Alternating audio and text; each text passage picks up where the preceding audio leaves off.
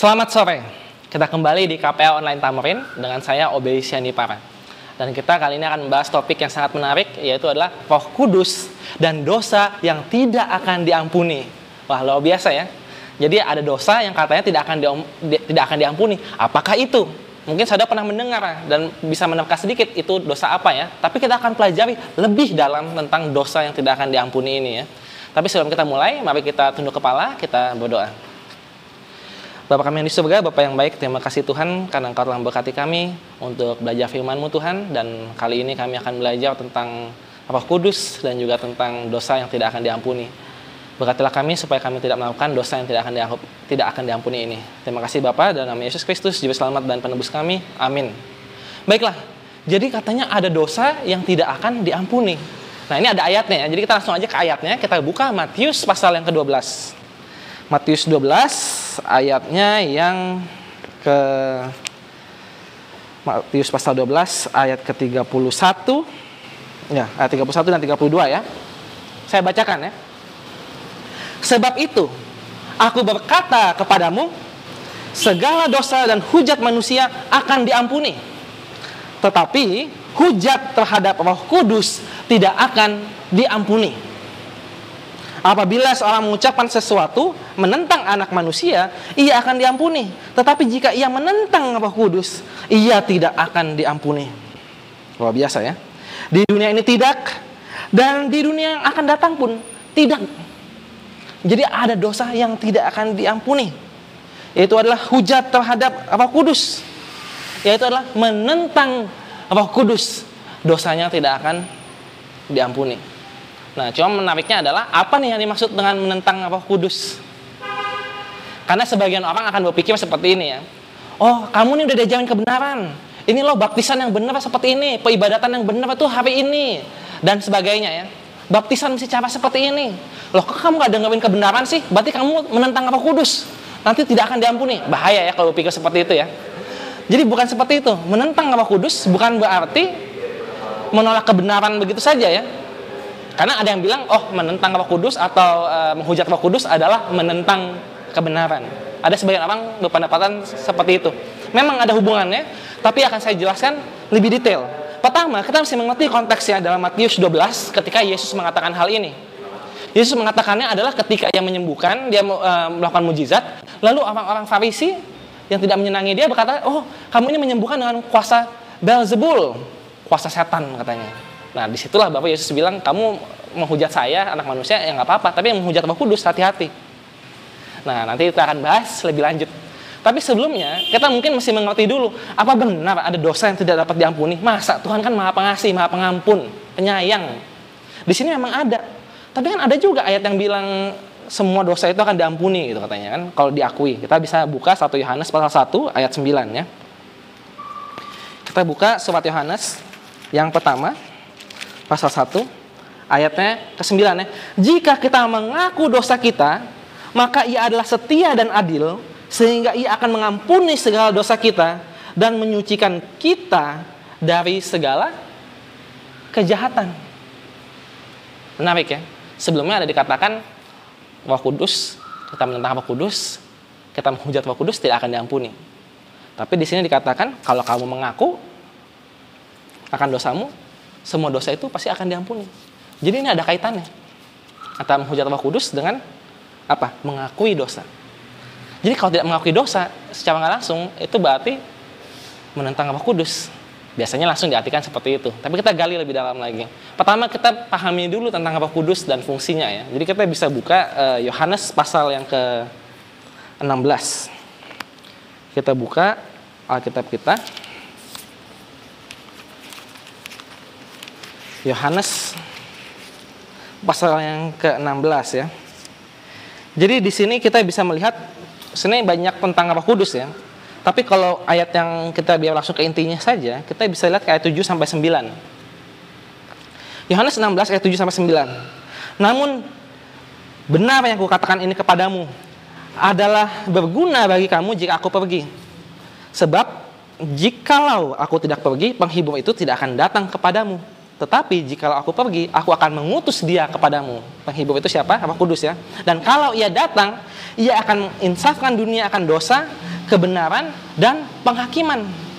Jadi tujuan atau guna atau fungsi Roh Kudus atau tujuan Roh Kudus lah ya, adalah menginsafkan ya.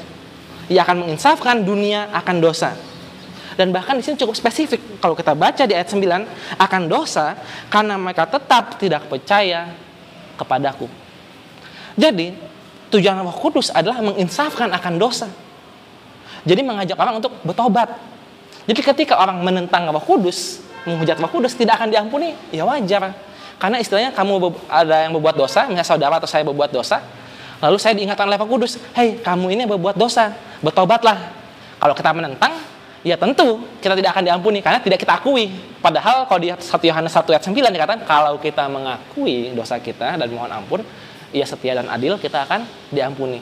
Jadi secara singkat, menentang Roh Kudus itu adalah menentang ajakan untuk bertobat. Ya, betul ya. Tapi tadi yang saya katakan, apakah ini berarti ketika saya bilang kepada orang yang berdosa misalnya ya, atau orang tidak percaya, saya katakan, ini loh kebenaran Tuhan, ini loh ajaran yang baik, bertobatlah. Apakah apabila orang itu menentang saya, apakah itu berarti ia tidak akan diampuni? Bukan seperti itu ya. Bukan seperti itu. Jadi kita tidak boleh menghakimi. Yang menghakimi itu adalah Allah Bapa kita.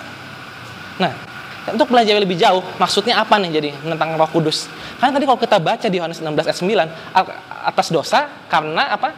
Ia tidak mengakui aku atau tidak mengakui Yesus ya. Dan kalau kita tadi baca di Matius 12, itu kan konsepnya adalah ketika orang Farisi tidak percaya kepada Yesus, dia bilang, enggak, ini bukan dari kuasa Tuhan, kamu bukan Mesias. Nah, jadi ada kaitannya dengan tidak percaya kepada Yesus.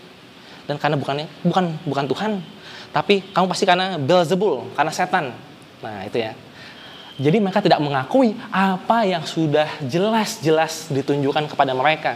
Kan dikatakan tidak mungkin kalau bukan karena Tuhan bisa melakukan hal itu. Seperti Nikodemus ya. Nikodemus mengakui. Kalau kita baca di Yohanes ya, tidak mungkin semua itu bisa terjadi tanda-tanda itu kalau bukan karena Tuhan menyertai engkau.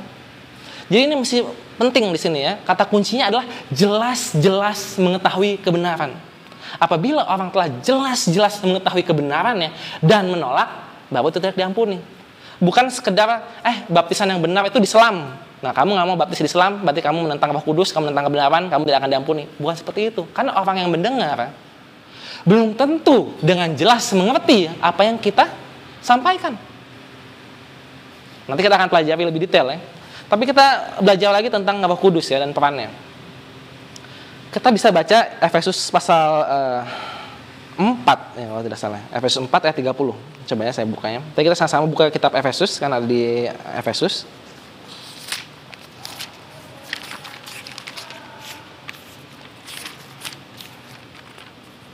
Galatia, Efesus pasal 4 ayat 30 ya. Dikatakan apa? Dan janganlah kamu mendukakan Roh Kudus Allah yang telah memeteraikan kamu menjelang hari penyelamatan. Dibilang apa? Jangan kamu mendukakan Roh Kudus Allah yang telah memateraikan kamu menjelang hari penyelamatan. Jadi salah satu tugas Roh Kudus juga adalah memateraikan, memastikan bahwa orang ini selamat gitu. Jadi kalau kita mendukakan Roh Kudus, berat. Seolah tidak ada keselamatan lagi, karena Roh Kudus itulah yang istilahnya memateraikan, ini loh yang selamat, seperti itu. Jadi kalau kita menentang cap keselamatan istilahnya, ini kalau dicap berarti dia dapat izin selamat gitu misalnya kan. Nah kalau kita nggak dapat cap itu, ya wajar tidak selamat. Nah ini contohnya apa sih mendukakan Roh Kudus? Mendukakan Roh Allah, kita tahu bahwa Roh Kudus adalah Allah. Kita bisa contoh buka Kejadian Ayubah ya, misalnya di Kejadian pasal 6. Kita buka Kejadian pasal 6. Sana dari ayat 1, tapi mungkin saya singkat ya. Kejahatan manusia bisa dibaca dari ayat 1. Tapi kita coba langsung lihat misalnya ayat 3 ya. Saya percaya saudara sudah pernah dengar tentang kisah Nuh juga ya. Berfirmanlah Tuhan, Rohku tidak akan selama-lamanya tinggal di dalam manusia, karena manusia itu adalah daging, tetapi umurnya akan 120 tahun saja. Dan 120 tahun kemudian akhirnya Ayubah turun dan matilah mereka. Kalau biasa ya, kesannya Tuhan tidak ada pengampunan kan, kalau di sini kan. Kok Tuhan tidak ada pengampunan? Padahal ini konsepnya masih sama dengan mendukakan Roh Kudus. Makanya Roh Kudus tidak akan tinggal, dan akhirnya akan mati semua gitu ya. Karena kalau kita baca, apa nih kaitannya dengan mendukakan Roh Kudus? Adalah tadi, mendukakan Tuhan. Misalnya kita baca di ayat 5 dan 6, ketika dilihat Tuhan bahwa kejahatan manusia besar di bumi dan bahwa segala kecenderungan hatinya selalu membuahkan kejahatan semata-mata, maka menyesallah Tuhan bahwa ia telah menjadikan manusia di bumi, dan hal itu memilukan hatinya. Memilukan atau mendukakan ya. Mendukakan hatinya. Mendukakan Allah, mendukakan Roh Kudus. Ketika sudah seperti itu apa? Roh Kudus itu istilahnya akan ya udah nggak diterima lagi gitu kan? Karena terus melakukan kejahatan, Roh Kudus itu terus mengajak untuk bertobat melalui Nuh juga ya. Nuh memberikan kabar untuk orang bertobat, tapi tidak ada yang mau terima. Ya akhirnya tidak selamat. Mendukakan Roh Kudus ya, Roh Kudus itu tidak tinggal lagi di situ. Jadi menolak kabar pertobatan. Nah, tapi di sini saya mau tekankan bahwa kita bisa melihat contoh yang lain. Karena tadi saya sudah katakan di awal bahwa apa? Bukan masalah menolak pertobatan. Karena ajakan pertobatan itu banyak. Kalau kita cuma ngajak orang bertobat, saudara bisa lah bikin siaran televisi buat yang pengen menginjil gitu ya. Inilah kebenaran bagi traktat dan segalanya, dan langsung bisa berpikir, ya ini sudah kebenaran Roh Kudus. Jadi siapa yang menolaknya tidak akan selamat, karena mereka tidak menolak. Karena mereka tidak menerima maksudnya, karena mereka menolak, maka tidak akan selamat. Tidak seperti itu. Karena apabila saudara mengajarkan, tapi tidak dengan jelas sampai mereka betul-betul paham, itu tidak betul-betul berguna. Saudara bisa mengatakan, jangan jalan ke sana ya, ada jurang di situ. Nah, kalau saudara ngajarinnya dengan tidak cara yang benar ya, dengan cara yang salah, orang bisa jadi nggak percaya sama saudara. Kamu sendiri juga sering jatuh ke dalam jurang. Apa benar kamu tuh? Ya udah saya terjalan sana terus jatuh ke dalam jurang ya. Kesannya berarti tidak selamat kan? Tapi Tuhan itu tidak menyalahkan orang apabila itu dia tidak tahu. Jadi mesti betul-betul sampai orang itu betul-betul paham bahwa ia yakin di situ ada jurang dan dia memilih untuk tetap loncat ke jurang. Nah, itu baru tidak selamat. Ini kita bisa lihat contoh kasusnya. Jadi yang menarik kalau kita belajar dari kasus ya di Alkitab supaya kita bisa mengerti dosa yang tidak diampuni ya. Itu adalah kisah Ananias dan Safira ya. Kita bisa baca di Kisah Para Rasul pasal 5 dari ayat yang pertama. Nah, ini menarik kenapa? Karena banyak orang bingung ketika membaca kisah ini. Kok Ananias dan Safira tiba-tiba langsung mati? Padahal ini kan udah era atau udah zaman perjanjian baru nih, udah setelah Yesus kan. Tuhan Maha Pengampun, Pengasih, Penyayang, apalagi Yesus mengajarkan tentang kasih. Kok bisa tiba-tiba Ananias Safira tiba-tiba langsung mati? Nah, ini mari kita pelajari kisahnya ya. Karena ini adalah menentang Roh Kudus, menghujat Roh Kudus. Kita baca Kisah pasal 5 ayat 1. Ananias dan Safira ya. Ada seorang lain yang bernama Ananias, ia beserta istrinya Safira menjual sebidang tanah, dan setahu istrinya ia menahan sebagian dari hasil penjualan itu dan sebagian lain dibawa dan diletakkannya di depan kaki rasul-rasul. Tetapi Petrus berkata, Ananias, mengapa hatimu dikuasai iblis sehingga engkau mendustai Roh Kudus dan menahan sebagian dari hasil penjualan tanah itu? Selama tanah itu tidak dijual, bukankah itu tetap kepunyaanmu? Dan setelah dijual, bukankah hasilnya itu tetap dalam kuasamu? Mengapa engkau mencanangkan perbuatan itu dalam hatimu? Engkau bukan mendustai manusia, tetapi mendustai Allah. Ya, jadi mendustai Roh Kudus dibilang mendustai Allah ya. Jadi makanya Roh Kudus adalah Allah. Itu juga salah satunya ayat dari sini ya. Jadi mendustai Roh Kudus, mendustai Allah. Ketika mendengar perkataan itu, rebahlah Ananias dan putuslah nyawanya. Maka sangatlah ketakutan semua orang yang mendengar hal itu. Lalu datanglah beberapa orang muda, mereka mengapani mayat itu, mengusungnya keluar dan pergi menguburnya. Tentu semua takut. Kan Tuhan kasih, Tuhan pengampun. Kok ini cuma berdosa sekali aja, kok langsung mati? Kalau di perjanjian lama mungkin masih ada yang paham ya, mungkin dulu seperti itu buat disiplin, untuk mengajarkan, jadi contoh, teladan. Tapi ini di perjanjian baru nih. Udah Yesus sudah datang, Ananias, Safira cuma berdosa dikit aja, langsung mati, nggak ada kesempatan untuk bertobat. Lanjut ya, ayat 7. Kira-kira 3 jam kemudian, masuklah istri Ananias, tetapi ia tidak tahu apa yang telah terjadi. Kata Petrus kepadanya, katakanlah kepadaku, dengan harga sekiankah tanah itu kamu jual? Jawab perempuan itu, betul sekian. Kata Petrus, mengapa kamu berdua bersepakat untuk mencobai Roh Tuhan? Lihatlah, orang-orang yang baru mengubur suamimu berdiri di depan pintu, dan mereka akan mengusung engkau juga keluar. Lalu rebahlah perempuan itu seketika, itu juga di depan kaki Petrus, dan putuslah nyawanya. Ketika orang muda itu masuk, mereka mendapati dia sudah mati. Lalu mereka mengusungnya keluar dan menguburnya di samping suaminya. Maka sangat ketakutanlah seluruh jemaat itu dan semua orang yang mendengar hal itu. Sedih ya, dan aneh sebenarnya kan, aneh. Ini udah zaman perjanjian baru. Kenapa tidak ada kesempatan untuk bertobat? Nah inilah dosa yang tidak diampuni. Dosa tidak diampuni, makanya langsung mati, tidak selamat. Pertanyaannya, dosa yang tidak diampuni kenapa? Ini kan lagi mencurangi ya. Jadi kalau mengerti konteksnya adalah pada saat itu orang-orang lagi menjual hartanya dan memberikan untuk gereja. Ini hartaku, aku jual hartaku untuk gereja semuanya misalnya. Padahal itu nggak dipaksa loh. Nah tapi ini orang, Ananias dan Safira ya, dia menjual hartanya, tapi sebagian disimpan, terus dia bilang, ini aku tadi jual semua, ini semuanya. Istilah kayak gitu. Jadi dia nyembunyiin sedikit. Padahal Petrus sudah bilang, itu kan aslinya milik kamu. Kalau kamu nggak mau kasih semua juga nggak apa-apa, tapi kenapa kamu membohong? Karena kamu bohong tentang harganya. Kamu mendustai Roh Kudus, mendustai Allah, langsung mati. Lah, tapi kalau kita pikir-pikir, loh, kayaknya itu bukan cuma Ananias dan Safira deh. Banyak kok orang zaman sekarang seperti itu.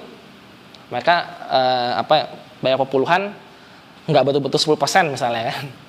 Jadi banyak, kayaknya menipu-nipu Tuhan tanda kutip gitu ya. Nggak mati, dapat kesempatan, tapi yang ini kenapa langsung mati? Karena perbedaannya, yang ini adalah apa? Menentang Roh Kudus, menghujat Roh Kudus, mendustai Roh Kudus. Maksudnya apa? Apa bedanya dengan orang lain yang melakukan hal yang sama tapi selamat? Maksudnya masih ada kesempatan kedua gitu ya.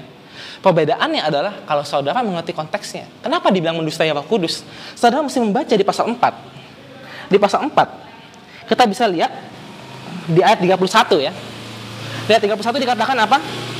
Jadi sebelum kejadian itu ya, dikatakan apa? Dan ketika mereka sedang berdoa, goyanglah tempat mereka berkumpul itu, dan mereka semua penuh dengan Roh Kudus. Lalu mereka memberitakan firman Allah dengan berani. Bisa dibaca keseluruhan dan konteksnya nanti kalau ada waktu bisa dibaca sendiri ya. Tapi intinya, kalau saudara paham, Ananias dan Safira adalah bagian dari itu. Berarti apa artinya? Di sini dikatakan apa? Mereka semua penuh dengan Roh Kudus. Berarti Ananias dan Safira adalah orang yang penuh Roh Kudus. Orang yang penuh Roh Kudus dengan sengaja mendustai Roh Kudus tidak ada ampunnya. Berbeda dengan orang yang belum betul-betul penuh Roh Kudus. Mungkin masih dijamah Roh Kudus. Itu salah loh. Biarin saya mau itu. Beda. Karena dia belum dipenuhi Roh Kudus. Masih ada kesempatan. Tapi orang yang sudah dipenuhi Roh Kudus, jadi berarti apa kalau dipenuhi Roh Kudus ya? Roh Kudus dibilang memberikan kebenaran gitu ya. Berarti sudah tahu dengan benar bahwa itu salah. Apabila seorang itu betul-betul sudah tahu 100% bahwa itu salah, tapi tetap melakukannya, tidak ada lagi ampunan bagi orang itu. Itulah. Jadi kita selalu minta ya, Tuhan berikan Roh Kudus gitu kan. Tuhan berikan Roh Kudus. Atau bahkan ada orang minta dibaptis dengan Roh Kudus. Itu juga memiliki tanggung jawab yang besar. Ketika betul-betul sudah menerima Roh Kudus, ada bedanya antara dijamah Roh Kudus dengan betul-betul Roh Kudus ada di dalam. Kalau sudah menerima Roh Kudus dan masih menentang Tuhan, langsung mati karena tidak ada lagi pengampunan. Ini kita bisa contoh baca dalam Ibrani 6 pasal 4 ya. Kita buka Ibrani pasal 6. Kitab Ibrani pasal 6 ayatnya yang keempat ya, 4-6. Sebab mereka yang pernah diterangi hatinya, yang pernah mengecap karunia surgawi, dan yang pernah mendapat bagian dalam Roh Kudus, dan yang mengecap firman yang baik dari Allah dan karunia-karunia dunia yang akan datang, namun yang murtad lagi, tidak mungkin dibaharui sekali lagi sedemikian hingga mereka bertobat. Sebab mereka menyalibkan lagi anak Allah bagi diri mereka dan menghinanya di muka umum. Menghina atau menghujat juga kan berarti. Jadi orang yang sudah merasakan Roh Kudus, berarti sudah dibukakan ya, hatinya sudah terang, berarti sudah tahu betul-betul bahwa itu salah, tapi masih mau salah, tidak ada ampunan lagi. Itulah dosa terhadap Roh Kudus. Makanya kita bisa buka 1 Yohanes 3 ayat 6. Kita bisa baca ya. 1 Yohanes 3 ayat 6 dikatakan apa? Dikatakan, karena itu setiap orang yang tetap berada di dalam Dia, Tuhan yang maksudnya, tidak berbuat dosa lagi. Setiap orang yang tetap berbuat dosa tidak melihat dan tidak mengenal Dia. Jadi apa? Saya ulang ya, setiap orang yang tetap berada di dalam Dia, dalam Tuhan ya, tidak berbuat dosa lagi. Karena sudah tahu kebenaran, sudah tahu betul-betul itu jurang pasti mati. Siapa orang yang udah tahu itu jurang masih mau loncat? Bodoh kan? Jadi kalau udah tahu pasti enggak. Tapi kalau dia betul-betul masih mau loncat, nggak ada keselamatan lagi karena dia udah tahu. Itu juga alasan kenapa Lucifer atau setan ketika berdosa di surga nggak ada pengampunan lagi. Karena mereka sudah tahu betul-betul dan menentang, memberontak terang-terangan padahal udah tahu betul Tuhan yang benar. Itu tidak ada kesempatan kedua, tidak ada ampunan. Makanya kita baca lagi misalnya masih di pasal yang sama ya, 1 Yohanes 3 ayat 9 ya. Setiap orang yang lahir dari Allah apa maksudnya? Bisa dibaca di Yohanes 3 ya. Maksudnya apa? Lahir dari Roh. Berarti dari baptis Roh Kudus. Setiap orang yang lahir dari Allah tidak berbuat dosa lagi. Sebab benih ilahi tetap ada di dalam dia dan ia tidak dapat berbuat dosa karena ia lahir dari Allah. Jadi singkat cerita, tentu masih banyak lagi ya sebenarnya pembahasannya dan juga bisa diambil dari perjanjian lama. Tapi ini supaya secara singkat saja, dosa yang tidak diampuni adalah ketika saudara sudah tahu dengan pasti itu dosa, tapi masih sengaja untuk berdosa. Itu tidak ada ampunnya ya. Tapi bagaimana dengan orang-orang yang masih, saya tahu misalnya berzina dosa, tapi saya masih berzina. Mungkin belum tentu orang itu betul-betul tahu dengan pasti bahwa itu dosa yang tidak terselamatkan ya. Jadi masih ada kesempatan. Tapi bagi orang yang sudah dipenuhi Roh Kudus, tidak ada kesempatan lagi. Seperti itu ya. Jadi supaya lebih mengerti, jadi bukan ketika diajarkan ini yang benar, terus kamu menolak, kamu nggak bakal diampuni Roh Kudus, nggak bakal diampuni Tuhan. Bukan seperti itu ya sebenarnya. Ya semoga bisa memperjelas apabila ada kesalahpahaman sebelumnya ya. Nah itu saja yang bisa saya sampaikan. Kita tutup dengan doa. Bapa kami yang di surga, terima kasih Tuhan karena Engkau telah memimpin kami dalam pembelajaran kali ini. Berkatilah kami supaya kami tidak melakukan dosa-dosa secara sengaja, dan berkatilah kami supaya mendapatkan Roh Kudus dan kebenaran dan mengetahui segala-segala yang salah dan segala-segala yang menjijikan supaya kami menghindarinya ya Bapa. Terima kasih Tuhan, dalam nama Yesus Juru Selamat dan Penebus kami. Amin. Baiklah, itu saja pembaktian kita kali ini. Tuhan memberkati.